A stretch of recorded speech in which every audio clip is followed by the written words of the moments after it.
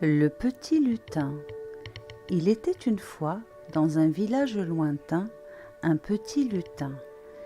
Il était différent des autres car il avait un pouvoir, celui de redonner le sourire.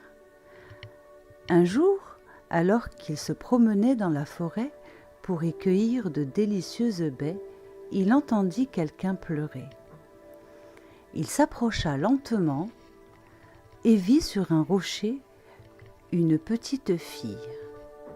Et de sa petite voix lui dit : « Pourquoi pleures-tu, petite fille ?» Les yeux mouillés de larmes, elle répondit : « Je suis partie de mon village car il n'y avait plus de pluie.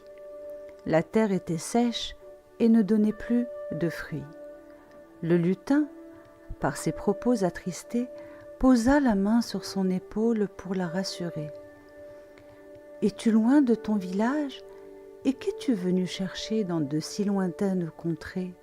La petite fille rassurée répondit d'une voix apaisée : « Le grand sage du village m'a parlé d'une prophétie qui dit : quand la terre sera sèche et aride, viendra un petit lutin, celui qui redonne le sourire.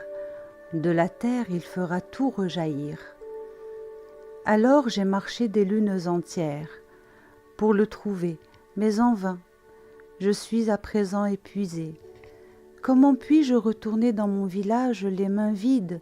Comment affronter leurs visages tristes et affamés ? » Le petit lutin sourit et dit : « Je suis sorti me promener pour cueillir des baies bien sucrées, et nos chemins se sont croisés. Crois-tu au destin, petite fille ? Car je suis ce petit lutin. » La petite fille ne comprenait pas encore ce qu'il venait de dire.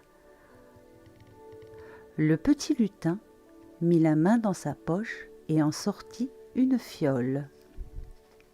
« Tiens, petite fille, dans cette fiole se trouvent mes larmes. Elles ont un pouvoir. Quand tu seras retourné dans ton village, verse-les dans la rivière. Elle rejaillira à nouveau. La terre deviendra fertile dans l'instant, et ton village ne connaîtra plus ni la faim ni la soif. » « Mais pourquoi des larmes ? Es-tu triste, petit lutin ? » ?»« Non, ce ne sont point des larmes de tristesse, mais bien des larmes de joie, d'où leur pouvoir de redonner le sourire. » Sur le visage de la petite fille se dessina un joli sourire.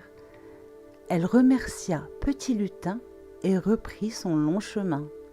Dans la vie, il est important de donner sans contrepartie, ce que le petit lutin fit. Et il dessina un sourire sur le visage de chaque habitant de tout un village. Qui ne souhaiterait pas avoir ce pouvoir ?